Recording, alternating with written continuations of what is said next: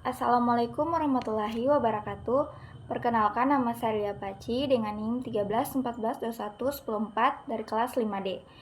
Pada kesempatan kali ini saya akan menjelaskan materi yaitu yang berjudul Fungsi dan Prinsip serta Komponen Manajemen Mutu Pendidikan. Langsung saja, yang pertama ada manajemen mutu pendidikan. Manajemen mutu menurut Anan Nur adalah suatu cara dalam mengelola suatu organisasi yang bersifat komprehensif dan terintegrasi yang diarahkan dalam rangka memenuhi kebutuhan pelanggan secara konsisten dan mencapai peningkatan secara terus-menerus dalam setiap aspek aktivitas organisasi. Manajemen mutu tidak hanya menghendaki agar produk yang dihasilkan memenuhi standar mutu, tetapi lebih menekankan pada proses produksi dengan prosedur yang baik sehingga menghasilkan produk yang baik pula. Jadi manajemen mutu pendidikan adalah suatu cara dalam mengelola lembaga pendidikan yang bersifat komprehensif dan terintegrasi dalam rangka memenuhi kebutuhan pelanggan secara konsisten dan mencapai peningkatan secara terus-menerus dalam setiap aspek aktivitas lembaga pendidikan. Selanjutnya ada fungsi-fungsi manajemen mutu.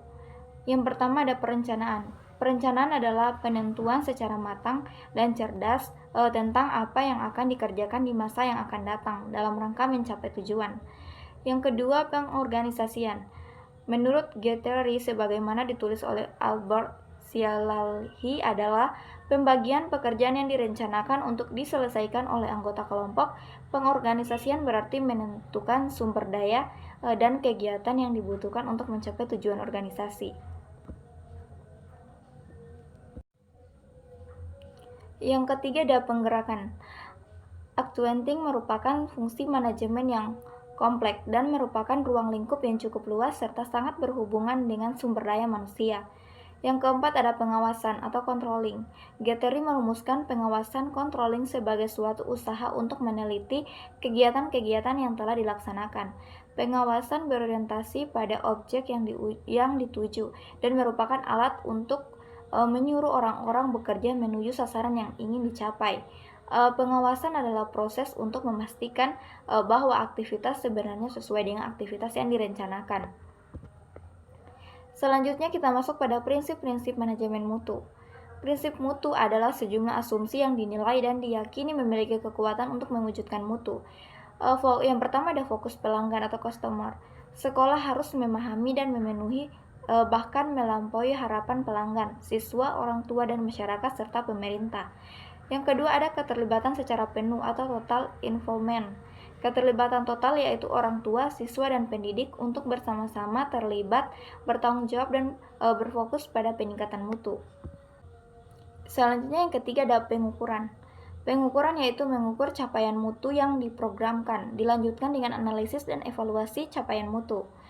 Yang keempat ada komitmen. Jadi komitmen yaitu komitmen pimpinan puncak dan menengah atau kepala sekolah dan para wakilnya, ketua divisi untuk memfasilitasi kebutuhan guru, staf, siswa, dan warga sekolah lainnya. Yang kelima ada perbaikan berkelanjutan. Perbaikan menerus dengan berkesinambungan semangat dan kemampuan untuk melakukan perbaikan ini. Menuntut komitmen semua pihak, khususnya manajer, untuk melakukan pelatihan atau pengembangan kapasitas warga sekolah. Selanjutnya kita masuk pada komponen manajemen mutu pendidikan.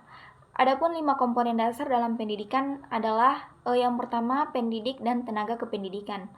Mewujudkan mutu pendidikan tidak terlepas dari manajemen yang dilakukan oleh kepala sekolah sebagai seorang manajer di lembaga tersebut. Untuk itu, peran dan tanggung jawab kepala sekolah sangatlah berpengaruh dalam upaya meningkatkan mutu dan kualitas pendidikan. Yang kedua, kurikulum. Kurikulum adalah seperangkat rencana dan pengaturan mengenai tujuan, isi, dan bahan pelajaran serta yang digunakan sebagai pedoman penyelenggaraan kegiatan pembelajaran untuk mencapai tujuan pendidikan. Yang ketiga ada peserta didik atau kesiswaan. Jadi Eka prihatin memaparkan bahwa manajemen peserta didik adalah usaha pengaturan terhadap peserta didik, mulai dari peserta didik tersebut masuk sekolah sampai dengan mereka lulus sekolah. Yang keempat ada manajemen sarana dan prasarana. Ketersediaan sarana prasarana pendidikan merupakan salah satu komponen penting yang harus terpenuhi dalam menunjang sistem pendidikan. Yang kelima ada pembiayaan. Standar pembiayaan pendidikan yang baik mencakup manajemen anggaran yang cermat dan alokasi dana yang tepat mulai dari tingkat nasional hingga lokal.